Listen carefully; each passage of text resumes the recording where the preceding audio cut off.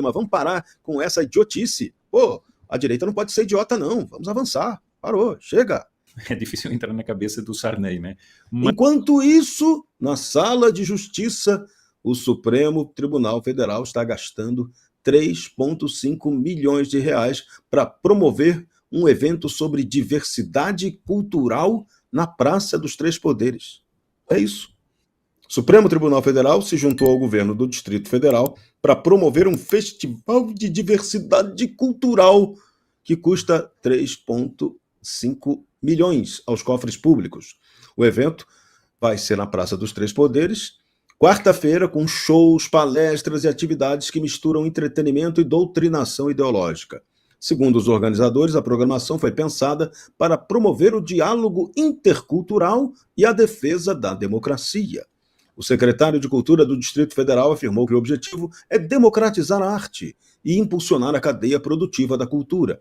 O STF, que deveria atuar como guardião da Constituição, aparece agora como parceiro oficial de evento cultural de cunho ideológico. Era só o que faltava, Fabiana Barroso, ou isso está totalmente dentro do previsível? Quero ver como eles vão fazer isso na prática, Serrão, porque está tendo concomitantemente o julgamento lá, né, do suposto golpe, vamos falar assim, e a imprensa inteira, embora não possa filmar oficialmente, mas os jornalistas estão ali. Quero ver como eles vão fazer nessa distribuição. Esse evento é para quê? Para promover o quê? Para fingir o quê? Para distrair sobre o quê? Eu não posso pensar em outra coisa, né? Eu gastar o dinheiro se gasta como se fosse areia. Eu ia falar água, mas água está caro. Areia. Fica parecendo que a gente está vendendo areia na praia, não é mesmo, Serrão? Porque lugar indevido, pertinência zero, com tantos problemas que o Brasil enfrenta, vai ter que parar para assistir algo que está falando de uma pauta que, Serrão, isso não importa, porque essa minoria aí que a gente está falando, da diversidade, eu tenho certeza que se fosse perguntadas a elas o que elas gostariam, elas iam falar que elas preferem segurança pública, elas preferem saúde. Não adianta você dar mais o circo, né? O pão está faltando, e é para todo mundo, não é diferente, não. Então, Serrão, é uma coisa assim que fica até sem contexto para a gente poder comentar com alguma seriedade. Isso pode ser deboche. Né? Hoje a gente está enfrentando um monte de coisa, notícias lá do Supremo, um monte de injustiças, na mídia, a mídia todinha está dominada disso, dessa pauta aí, e a gente tem que falar das coisas secundárias. Só parece que estão fazendo isso para nos distrair. O que o pessoal do chat acha? Estão fazendo isso para nos distrair ou tem um propósito aí fundamental? Gostaria de ouvir a opinião aí do chat. É isso aí, você manifeste sua opinião aqui no nosso chat e ajude a divulgar ainda mais o Bradock Show. E vamos às questões supremas básicas de hoje. Um fato assustador, tem vários, mas um deles. O ministro Alexandre de Moraes rejeitou qualquer pedido de defesa de Jair Bolsonaro para adiar as audiências do caso em suposta tentativa de golpe. Os advogados alegaram que a Polícia Federal disponibilizou muitas informações, 40 terabytes de provas apenas numa semana. O ministro afirmou que o novo material não altera os fundamentos da denúncia e manteve o cronograma de depoimentos. Essa segunda-feira começaram as audiências com as testemunhas do Núcleo 1 e teve jogo brutíssimo. O ministro Alexandre de Moraes, na audiência com o ex-comandante do Exército, Freire Gomes, ameaçou prender o general caso, na visão de Alexandre, ele não falasse a verdade, ele não contasse tudo o que sabe. O ministro chegou a dizer para ele o seguinte: quero advertir a testemunha que ela não pode omitir o que sabe. Pois é. O ex-comandante do Exército modificou uma versão que tinha sido dada à Polícia Federal e Alexandre não gostou. Ele falou a verdade. Mas, Sepúlveda, parece que ali não estão querendo ouvir a verdade. Ou então só querem ouvir uma verdade que seja conveniente, né? Eu hoje vi uma declaração da Gleisi Hoffmann, dizendo, de ontem ou de hoje, dizendo que vai começar a parte das testemunhas, porque todo o processo está seguindo o devido processo legal. Todos os dias há um atropelo. Como é que... veja o seguinte, não vai modificar a visão da acusação, mas vai Mas isso não interessa. Interessa é a defesa, se ela vai ter que estudar esses documentos para se defender. O fundamento da acusação diz ele que não vai ser modificado. Aliás, ele que ele já fala em nome de tudo, né? De procuradoria, de tudo, é uma mistura. O Alexandre de Moraes é uma mistura. Bom, mas ele também é o policial mau, né? Que fica ameaçando, como hoje ameaçou o general Freire Gomes. Se o senhor não disser aquilo que eu quero, o senhor vai preso. O senhor não pode omitir. O que é isso? O que é isso? Quer dizer, o meu tribunal, como disse a doutora Fabiana Barroso, o meu tribunal... Bom, nós estamos vendo um tribunal de exceção. E eu concordo com as pessoas que dizem o seguinte: antes de fazer defesa técnica, é preciso lembrar que aquele é um tribunal de exceção, que não lhe compete julgar e que todo o processo é ilegal. E que todas as etapas do processo são violações da lei. Por exemplo, como é que só uma defesa, pode analisar em 5 dias 40 terabytes ou 40 gigabytes ou sei lá o quê de provas? Como? Depois outra coisa, quem soltou isso para a imprensa? Por que não se faz essa investigação? Isso é crime. Isso é crime. Quer dizer, a defesa não tinha esses documentos e a imprensa tinha? Será que é o Supremo mesmo? Será que é o ministro que soltou? Isso precisa ser averiguado. Agora, eu acho que as defesas elas não são suficientemente combatíveis nesse ponto. Elas deviam repetir todos os dias e todas as horas. Este é um processo ilegal. Este é um tribunal de exceção. Esse é um processo... Todos os dias deviam começar ali e dizer ali diante dos ministros: os senhores estão num tribunal de exceção. Isto aqui é um julgamento de exceção. Isso precisa ser martelado para ir parar no exterior. Quer dizer... Agora, quem parece que te ouviu, Sepúlveda, foi o José Sarney. Porque ele está dizendo que não houve golpe de Estado no 8 de janeiro. Tanto que o Sarney agora está defendendo o apoio ao MDB, a Lula em 2026, mas está dizendo que no 8 de janeiro não teve tentativa de golpe. E está reclamando que está havendo no Brasil uma excessiva judicialização. José Ribamar Sarney da Costa, aos 95 anos, está afirmando que o 8 de janeiro não foi uma tentativa de golpe de Estado para a tomada do poder, e sim excesso de judicialização da política. Presidente de honra do MDB, Sarney defende o apoio do seu partido a Lula em 2026. Segundo ele, Lula tem feito bons governos e é comprometido com a democracia. Sarney critica o sistema de emendas parlamentares, dizendo que foram transformadas em um meio para beneficiar a reeleição. O ex-presidente propõe uma reforma política com sistema distrital misto e parlamentarismo moderado, como o francês. Sobre a relação com Trump, Sarney aconselha: nunca corra atrás de um louco, você não sabe para onde ele vai. Sarney defende a exploração de petróleo na Amazônia e classifica a posição contrária como radicalismo ambiental. Essa entrevista de José Sarney foi dada à revista Veja, Fabiana Barroso. E veja como Sarney, em alguns pontos, pode surpreender, mas, em alguns momentos também, ele está dando recados que interessam a um determinado setor do establishment, né? Claro. Entrevista é pura cortina de fumaça. Meu áudio está normal aqui.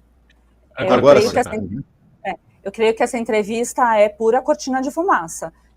Não tem pertinência ele falar isso, porque o MDB ele pode mudar de posição a qualquer tempo. Então a desculpa de ser ali por conta do MDB não cola. O fato é, excesso de judicialização, isso não é excesso, a gente está já na fase de abuso de autoridade, não tem nada a ver se está sendo judicializado ou não. Aliás, tem várias decisões aí que são de ofício, que nem foram judicializadas propriamente dito, né? Então, eu acho...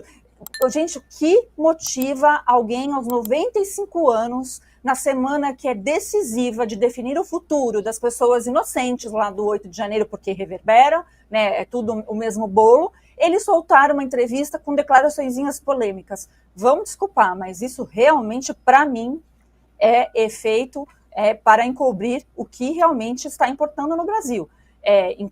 Gostei demais do que o senhor Sepúlveda colocou aqui em relação às defesas lá no Supremo. Nós sabemos que tem uma coisinha chamada paridade de armas. Eu só acredito se o Sarney falar algo parecido com o que eu estou falando, porque é o óbvio, e porque é o que se trata realmente a justiça, e ele sabe, é um homem que tem esse saber, não é um tonto, né? Então, ele precisava falar, cadê a paridade de armas, né?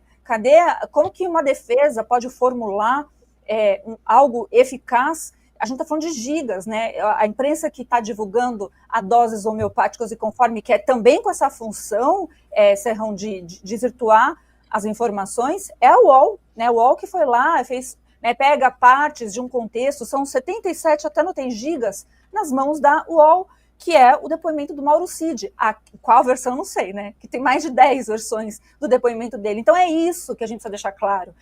Os problemas estão centrados, infelizmente, lá na cúpula do judiciário. Eu já falei aqui, eu vou repetir. Adoraria o dia que a gente não teria que abordar a pauta Supremo. Mas eles interferem no nosso dia. Eles interferem nas decisões, inclusive, do cidadão comum. Tem gente que pensa em mudar do Brasil, tem gente... É natural. Tem gente que não tolera injustiça.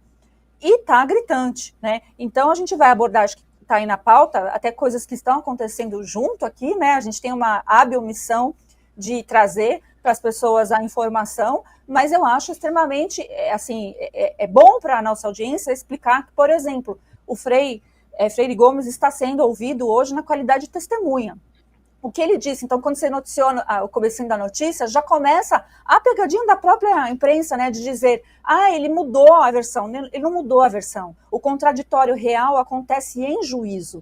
Então, o que o Freire Gomes está fazendo é falar a verdade de uma forma muito mais transparente e mais difícil, tá, gente? É muito mais fácil você dar um depoimento na polícia, por escrito, naquele ambiente controlado, do que neste, né, que tem uma série de fatores. E ele, um momento, chegou a falar, e eu destacaria essa frase, que ele não mente, que ele teve mais de 50 anos, né, de serviços sem mentir. E o que ele fala ali, ele é firme. Então, foi uma tentativa do ministro Alexandre de Moraes usar a suposta lei para coagir, né, a testemunha processual no contraditório, a não falar, a dizer somente o que agrada. Por isso que a frase que o ministro Alexandre de Moraes falou do meu tribunal, é uma frase que coaduna realmente. Né? A gente fala que o coração está cheio, não é isso? O coração dele é um coração possessivo, acha que o tribunal é dele. E essa é a nossa principal luta neste momento. Lembrar a todos eles que esse tribunal não pertence a fulano, beltrano, linha A, linha B da política, não.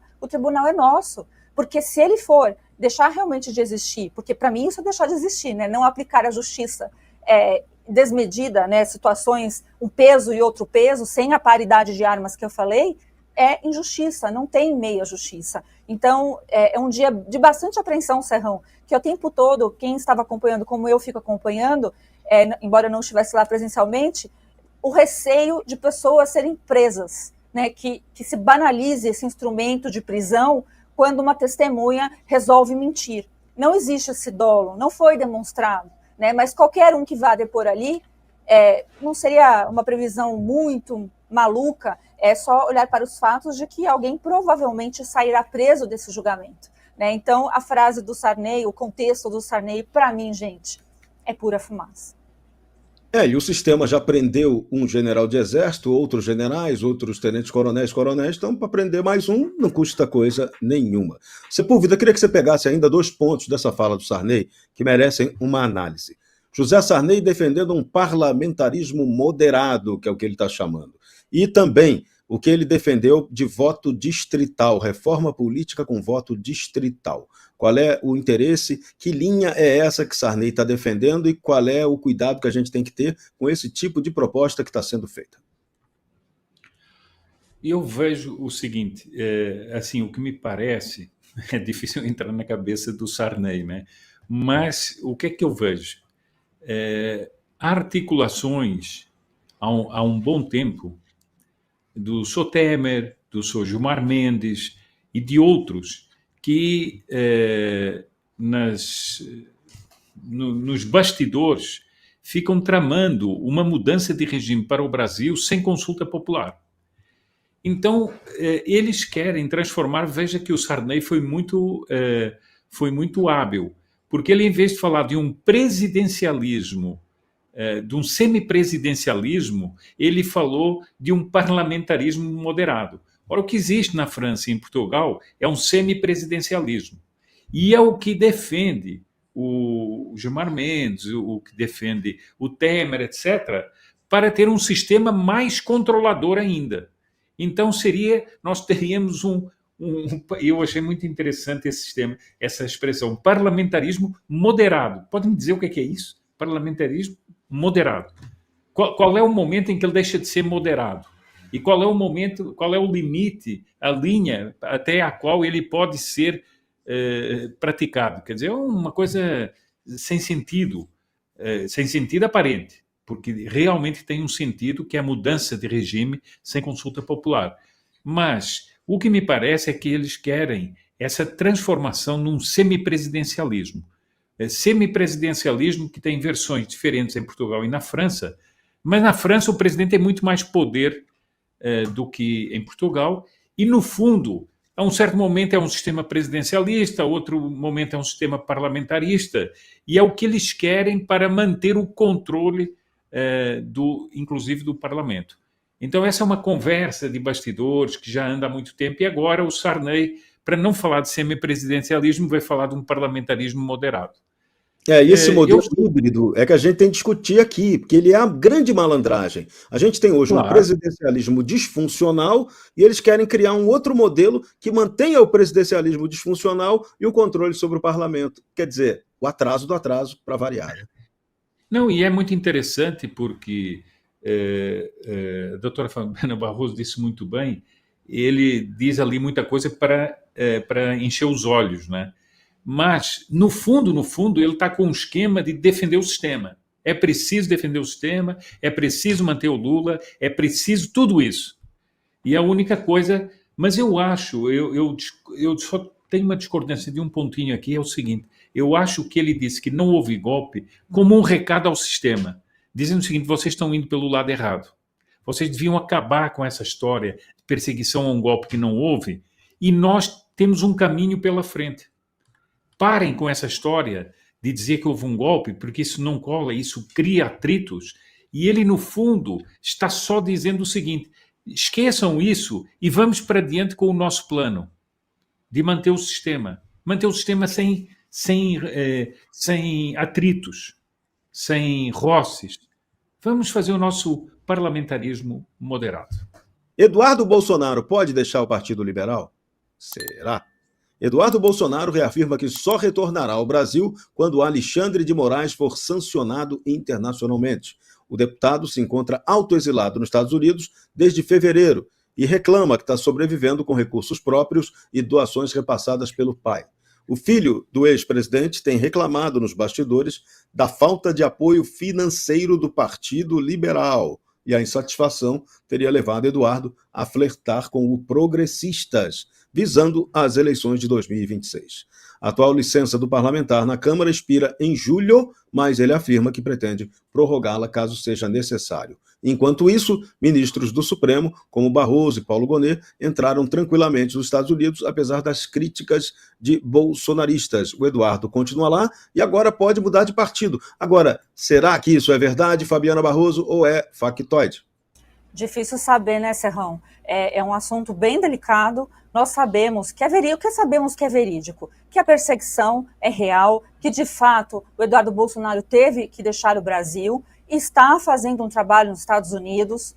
Se ele vai obter os resultados ou não, é uma questão de tempo, né? Não temos como precificar e nem dizer, né? Seria leviano falar qualquer coisa a respeito disso. Acho que até as expectativas geradas elas têm que ser mais contidas, porque temos problemas sérios mesmo. Então, dito isso, eu acho que a situação, realmente ele tem razão se ele falou isso, mas essa parte eu concordo integralmente. Ele não tem como voltar aqui enquanto houver, né, eu vou dizer a presidência, mas não é presidente, a gente sabe que é o Barroso, mas a vontade total e unânime aí do ministro Alexandre de Moraes, que não disfarça, né, a antipatia e imparcialidade jurídica em relação à família do presidente Bolsonaro. E eu estou sendo leve, estou sendo bem suave. né? Então, se ele não houver, assim, eu não vejo motivos do PL não dar o apoio que ele precisa, porque ele é uma liderança muito provável num futuro próximo, inclusive, nós não sabemos, mas se continuar a inelegibilidade do presidente Bolsonaro é um nome a ser considerado, então eu acho que o partido teria muito a perder, certo? Então, como a gente não tem essas informações de bastidores, e a gente sabe que se joga com a opinião pública neste momento, né, eu só realmente rogo para que o Eduardo não perca essa construção que ele está fazendo, né, tanto lá fora, mas como ele melhorou, Serrão, é visível, como político, como evoluiu, como ele fala as coisas que realmente nos importam, embora ele não esteja aqui, muita gente acha ruim e chama e coloca vários apelidos, etc., mas eu considero a melhor fase do Eduardo Bolsonaro. Então, como eleitora aqui de São Paulo, assim, eu acho válido levantar essa bola, porque se fosse o nome da esquerda, Serrão, estava todo mundo ajudando, não tinha ninguém falando, tinha vários partidos correndo atrás, porque ainda com a idade do Eduardo, existem pouquíssimas lideranças, eu não estou falando da direita, estou falando de qualquer espectro, a gente tem um bando de, desculpa o termo, mas de cabelos brancos aí, que se passam por jovens, o Boulos é um exemplo desse, né, e que a gente sabe que não tem, está lá se enfiando no governo Lula para ver se rola, então a gente precisa aprender a mimar quem tem coragem, e foi mostrado aí, né, a coragem e comprometimento com o país. Espero, de verdade, que os partidos políticos não sejam a causa de afastar jovens lideranças futuras, né, da política brasileira, porque a gente vai precisar de todos eles, não podemos nos dar ao luxo de perder nenhum. Ô Sepúlveda, e o Valdemar da Costa Neto reagiu às críticas do Eduardo Bolsonaro sobre a falta do apoio financeiro durante o autoexílio lá na América. O presidente do PL afirma que tentou organizar uma cota entre deputados para ajudar Eduardo, mas que Jair Bolsonaro foi quem teria recusado a proposta. Cada parlamentar doaria R$500 para compensar o salário do deputado licenciado durante a sua estadia nos Estados Unidos. Agora, Valdemar disse que Eduardo tem que falar com o pai, Bolsonaro, que disse que mandaria o dinheiro para ele.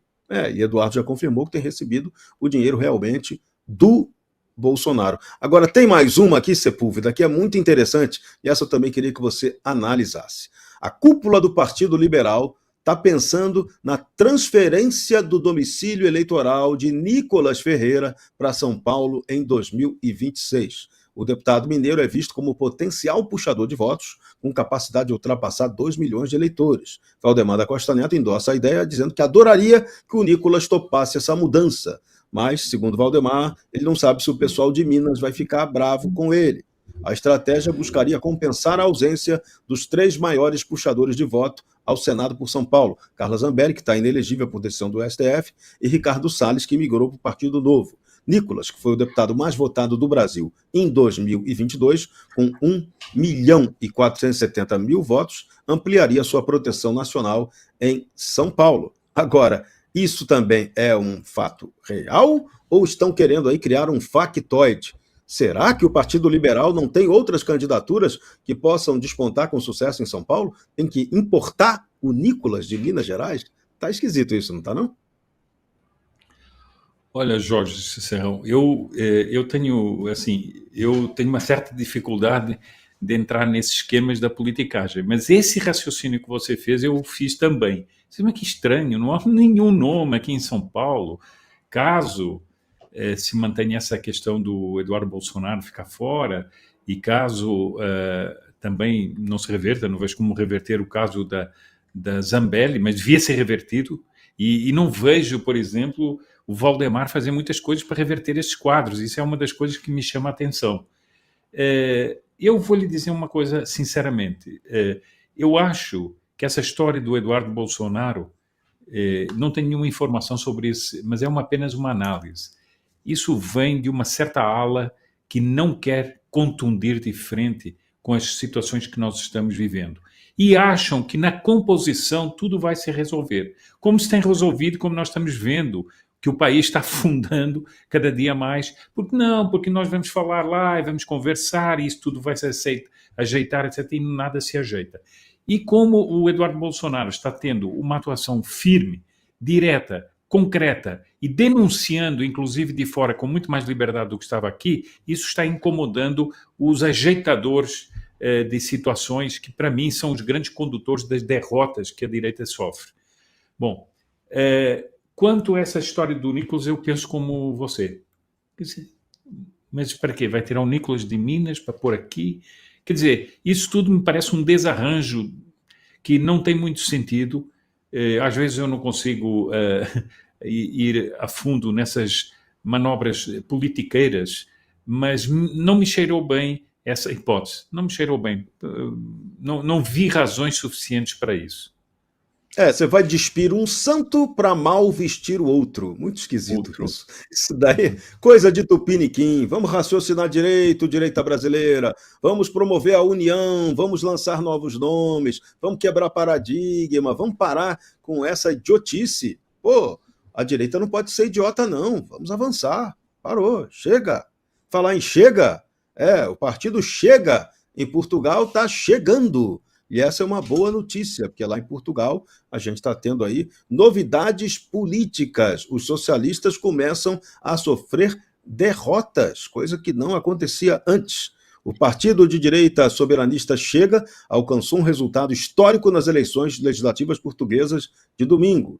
A legenda, liderada por André Ventura, conquistou 22,56% dos votos e 58 deputados, empatando com o Partido Socialista. A coalizão Aliança Democrática, a AD, foi a mais votada, com 32,72% e 89 deputados, mas sem maioria. Isso é interessante, não tem a maioria absoluta no parlamento. Por isso que o Ventura declarou: Chega hoje matou o bipartidarismo em Portugal, referindo seus 50 anos de alternância entre socialistas e sociais-democratas. O líder do partido ofereceu apoio à Aliança Democrática para a governabilidade. Aconteça o que acontecer, o Chega é essencial para uma maioria de governo. O resultado representa profunda transformação no cenário político português desde a Revolução dos Cravos em 1974. Pelo sotaque, você já sabe que esse assunto agora é para ser analisado por José Sepúlveda. Olha, eu acho que o seguinte, nós precisamos ver que o partido Chega tem 6 anos apenas. Portanto, é um partido muito recente na composição política em Portugal e, no fundo, é um partido que está dando voz a um descontentamento profundo em Portugal. Os socialistas e os sociais-democratas é um pouco, digamos assim, seria um pouco simplificado, porque havia também um partido democrata-cristão que era bastante forte e que foi perdendo relevância e hoje ele acaba participando da coligação, porque o Partido Social Democrata que ganhou as eleições não ganhou sozinho, ganhou numa coligação com esse Partido Democrata Cristão, Centro Democrático Social, como ele é chamado, o Partido Popular. Bom, essa vitória é uma vitória um pouco de pirro, porque o Chega, ele vai crescendo, ele começou com 1 deputado, passou para 12 deputados, passou para 50 deputados, agora está em 58, mas ele não deve fechar em 58, ele deve ir até 60, porque faltam chegar os votos da imigração, que são importantes em Portugal. Há várias cadeiras de deputados da imigração, então provavelmente o Partido Chega chegará a 60 deputados. Ora, isso vai ser um terremoto no Parlamento português, vai ser um terremoto e não há como, não sei se aqui no Brasil já ouviram essa expressão, mas na Europa isso tornou uma expressão consagrada e péssima. Criar um cordão sanitário em torno dos partidos ditos de extrema-direita. É que não tem nada de extrema-direita. O termo é horroroso, né? Cordão sanitário, né? Termo horrível. Né? Cordão sanitário.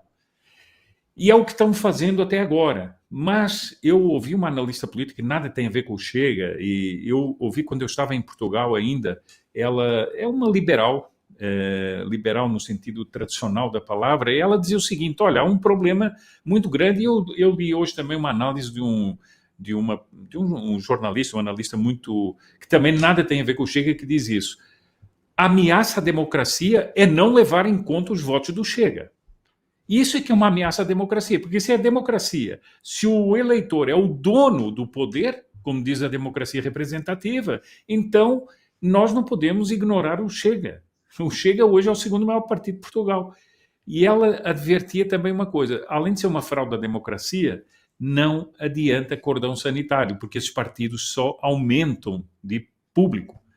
Só uma coisa pode vencer esses partidos, que é o debate público. Vão para o debate, mas não façam cordões sanitários. A prova está aí. O Chega vai sair de 50 para 60 deputados. Vejam que, para um partido que é vencedor das eleições e que tem 89, não é tanta a distância. E mais uma coisa, o Chega varreu as regiões que eram tomadas tradicionalmente pela esquerda do Partido Comunista e do Partido Socialista. E ele teve vitórias assim assombrosas nesses lugares. O Partido Comunista, que era um partido que tinha um eleitorado muito fiel, está quase desaparecendo. E o Partido Socialista, que era o partido da democracia, né, como a esquerda gosta de dizer, fundador da democracia, não sei o que isso quer dizer, se alguém funda a democracia, mas enfim, o partido fundador da democracia, ele foi derrotado pelo Ventura. E o Ventura disse muito bem, puxa, nós chegámos, derrotámos o Partido Socialista, derrotámos o Partido Comunista, metemos a extrema-esquerda quase fora do tabuleiro. Foi um grande evento. Um grande evento. Não dá mais para ignorar o Chega.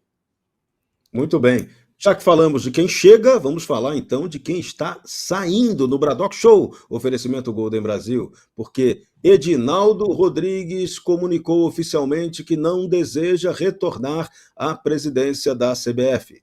Então, a eleição que está marcada para o dia 25 vai ter que acontecer e ele não estará disputando a eleição. Agora, a CBF chama a atenção porque ela vai ter aí um novo presidente, que deve ser o Samir Chaoud, presidente da Federação Roraimense de Futebol, que aparece aí como único candidato registrado para a presidência. Pode ser que sofra a concorrência do presidente da Federação Paulista, mas ainda não se tem certeza disso. Pode ser que aconteça, sim ou não.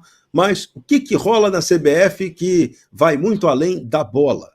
Sim, é o ministro Gilmar Mendes, que antes de saber que Edinaldo Rodrigues ia pedir para sair e dizer que não queria voltar, Gilmar tinha pedido a manifestação da Advocacia Geral da União e da Procuradoria Geral da República sobre o retorno do Edinaldo à presidência da CBF. Só que havia ali uma questão básica. Gilmar Mendes tem um instituto, e esse instituto, que é presidido pelo filho dele, o Instituto Brasiliense de Direito Público, ele tem uma parceria milionária com a Confederação Brasileira de Futebol, na chamada CBF Academy, que rendeu 9,2 milhões em 2023, dos quais 7,7 milhões foram destinados ao Instituto de Gilmar Mendes.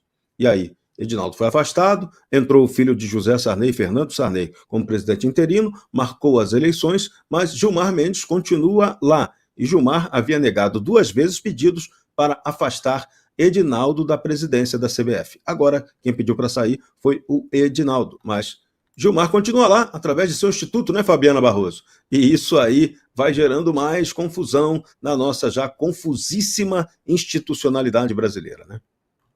Assustador, Serrão. E esse é o assunto que é tão, tão delicado, né, como diria o Shrek, aquele mundo tão, tão, tão distante, que a gente, realmente a gente precisa pensar muito bem no que vai dizer. Isso mostra, como disse o Sepúlveda agora há pouco, que a democracia foi fundada aqui no Brasil, melhor, refundada, né, pela juristocracia, é o que nós estamos vivendo. Você ter a CBF, o nosso GC já diz tudo. Gilmar indicou 6 diretores, 84% dos cursos da confederação. Mas nem CEO de grandes empresas, o Serrão, tem essa autonomia aí, né? Ele pegou para si, tá igual o Alexandre de Moraes, tá? Minha CBF, né? Minha confederação. Ele não dizer, não importa, o que importa são os fatos, e o GC aí é fato, né? O que está escrito aí na tela para vocês todos. Agora, olha, grande preocupação, olha que sinais de democracia bizarra que estão implementando no Brasil. Eleição com só candidato provável. De um Estado, com todo respeito, que não tem nenhuma relevância futebolística, né? Não estou falando contra o Estado, também constatação de fatos. Você tem ali, vai ser por WO, né? Que eleição é essa? Não, e vamos lembrar, né, Fabiana? O Edinaldo Rodrigues tinha sido eleito pela unanimidade de todos os presidentes de federação. Precisa dizer mais, né? Então, exatamente, Serrão. E se ele saiu, né? A gente tem que pôr no si. Imagine o sis que tem por detrás disso, né? Que alguém que está bem com feedback, né, com as costas quentes, como a gente diria, da própria unanimidade que o elegeu, falou não dá. Então, gente, o negócio é muito mais sério do que nós estamos mostrando aqui. E nos mostra algo essencial, que o brasileiro está perdendo todos os seus valores, inclusive futebol. Eu acho que hoje em dia fica muito difícil alguém torcer genuinamente pela seleção brasileira, né? Porque interferências bizarras acontecem e, obviamente, ela atinge a arte, né? Para mim, futebol é mais que um esporte, é arte. Eu era uma torcedora, Serrão, hoje em dia não sei mais, não sei nem quem joga, porque faz até um certo tempo no meu caso, porque eu advoguei para a gente FIFA. Então, eu sei as coisas que, infelizmente, acontecem, né, aqui no Brasil em relação ao futebol. E me causa muita preocupação que não parou, piorou, e nós teremos aí a eleição, a demonstração de uma eleição com um único membro, né? Então vai ser empossado, não vai ser eleito. Mas eu garanto que você não sabe escalar a seleção brasileira que o Carlo Ancelotti vai escolher, mas você sabe, e muitos brasileiros, a maioria sabem também, quem são os 11 craques do Supremo Tribunal Federal. Mas vamos continuar falando da justiça que não existe no Brasil? Pois é. Você acredita que bônus milionário como contraprestação legítima é algo que acontece no Brasil? Pois é.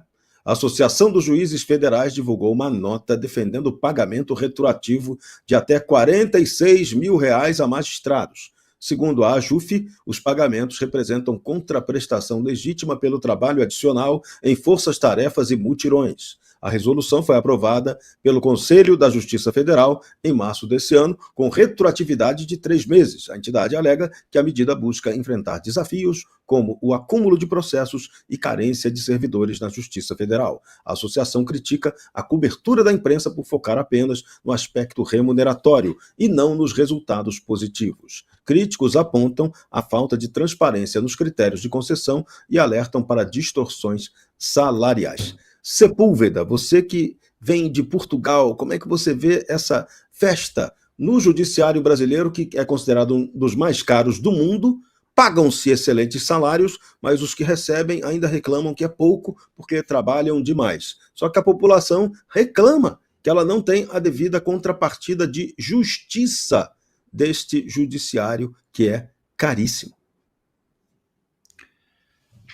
O que eu vejo assim, Serrão, eu vou só pegar a matéria anterior para ajudar a compreender esta. Quando você lê uma notícia de que o Supremo Tribunal Federal está envolvido na eleição da CBF, e que a eleição da CBF, olha, para tudo, como diz o outro, e vamos descer. Agora, tudo que vem abaixo disso só pode estar contaminado por muitas coisas erradas. Os problemas existem muitos processos, por exemplo, se nós vamos comparar a justiça trabalhista do Brasil com a do Japão, por exemplo, fica até ridículo, né? Por quê? Porque há uma máquina de criar conflitos, há uma legislação de criar conflitos.